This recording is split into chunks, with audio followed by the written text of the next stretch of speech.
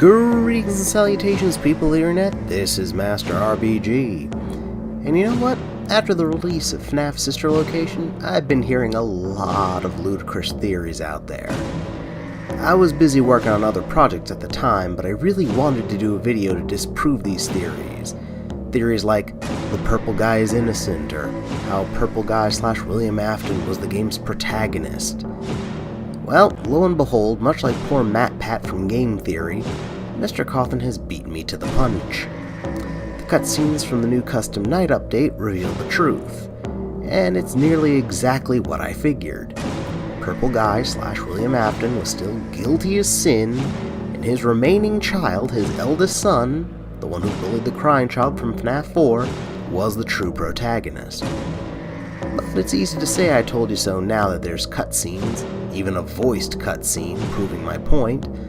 So today, I'll explain how the recent reveal should not have come as a shock to anyone. And as only a true master can, I'll do it all without the aid of the new cutscenes from the custom nights. So buckle up, grab a slice of pizza, we're heading back into FNAF Sister Location. Point number 1. William Afton couldn't be the protagonist of FNAF Sister Location. William Afton was the only surviving founder of Fazbear Entertainment, and after the fall of that company, he helped to build Circus Baby's Pizzeria. We hear him just before the beginning of the game talking about one of the new animatronics features. Clearly, Mr. Afton is a big man in this new company. That alone would make it pretty difficult to sneak into the facility without somebody recognizing him. Especially his own creations, the animatronics.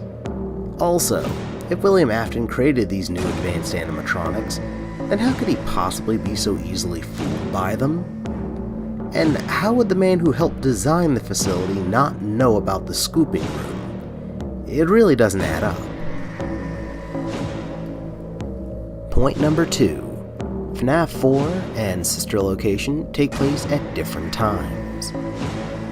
One of the intriguing things about Sister Location is that the entire facility for Sister Location is directly beneath the house from FNAF 4.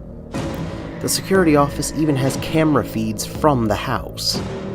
However, this has led many to believe that those two games take place close in proximity to one another in the FNAF timeline.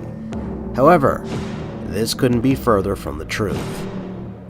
One of the first things we hear about from the Sister Location game is a little speech from the computer about how Circus Babies was founded, and it cites the success and subsequent closing of Freddy Fazbear's Pizzeria as a key reason for why Circus Babies was established. Between this information and the fact that William Afton is one of the bigwigs at Circus Babies, this tells us that this game must be after the events of FNAF 1 and 2. Remember, William Afton was one half of Fazbear Entertainment, so if he left, that means that Fazbear Entertainment must be no more. That makes this the second furthest game in the timeline, second only to FNAF 3. FNAF 4, on the other hand, took place towards the beginning of the FNAF timeline, the earliest game currently in existence. The only earlier event than this was the murder of the first crying child just outside of Fredbear's family diner. Point number 3. William Afton is still guilty of murdering children. So we've already established that William Afton is not the protagonist of this game. But there were a lot of folks who believed he was, and that when the protagonist was scooped and body snatched by Ennard, that this meant that the purple guy was innocent, that the animatronic amalgamation was guilty of all those child murders. But we also established that this game takes place after the majority of the FNAF games, meaning all the kids that were murdered sometime in the past. And if you want more evidence that William Afton is not only guilty of previous child murdering, but guilty of more and has planned out more efficient ways of doing so, just look at his new animatronic designs. Let's see here, what have we got? Let's see, from Foxy we have parental voice sync and replay. Yeah, that's not shady.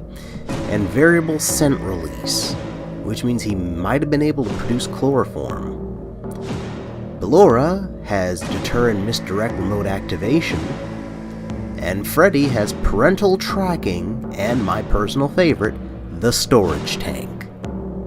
That last one wasn't even subtle. There's even a child inside the tank right in the drawing. These designs were made prior to Circus Baby's pizza opening, so safe enough to assume that they come from before the events of the game. So even if, and it's a big if, William Afton were the protagonist and Eddard took his body to use as a suit, then it wouldn't change the fact that William Afton was still a child murderer well before becoming a twisted cyborg. Point number 4. Michael Afton is the game's protagonist. Okay, I'll grant you we didn't know his name prior to the new cutscenes, but we did know of him generally speaking prior to Sister Location. We already knew that William Afton / Purple Guy had a family, starting with FNAF 4. He had 2 sons, a wife, well okay, we kinda have to assume that given he has kids, and a daughter, from the obvious girl's bedroom with a broken mangle on the floor of it. We know the youngest son is out of the picture by the end of FNAF 4, and that his daughter is gone too, as of sometime during the operation of Circus Babies, after she tried playing with the baby animatronic. We know whoever the protagonist is must care very much about Afton's daughter, enough so that they would willingly go into that facility and endure that madness on the slim chance that the girl could be saved. We already discussed how it couldn't have been William earlier in this video, so all that leaves are his wife and his eldest son. Now, we've never heard or seen anything from the wife. Heck, as far as we know, she may have long since left William Afton after all that's transpired. But the end scene of the true ending reveals our protagonist's shadowy visage, and it appears that our protagonist is indeed male. So it must be William Afton's eldest son, and to be honest, it kinda makes sense. He would probably carry a lot of guilt over bullying his younger brother and roping his buddies into performing the very act that led to his brother's hospitalization and eventual death. He would feel especially driven to prevent the loss of another sibling's life, even if it meant putting his own life in danger. And he's just naive enough and stupid enough to be fooled by the animatronic's manipulation and eventually getting himself scooped. And those, ladies and gentlemen, are the reasons why the new scenes from Sister Location should not have come as a surprise. Hopefully this cleared a lot of that stuff up for you folks.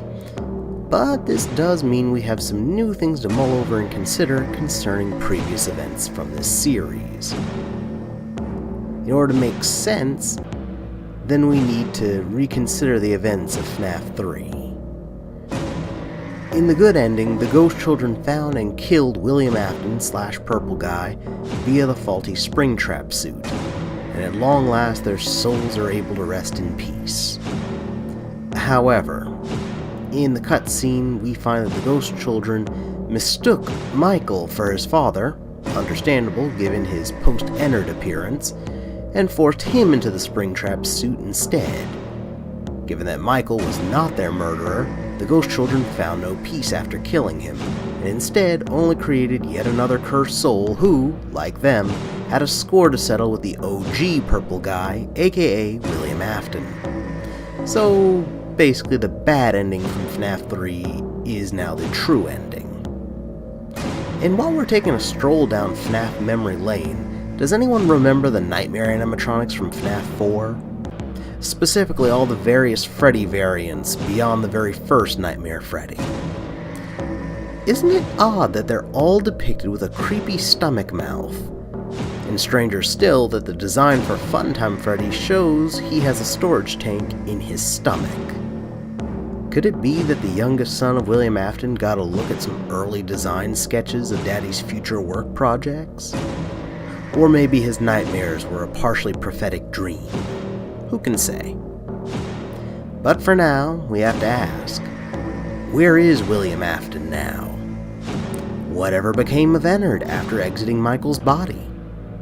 Where is Ennard as of the events of FNAF 3? Well, I guess we'll just have to wait for the next FNAF game to help us find those answers. Until next time, this is Master RBG, signing off.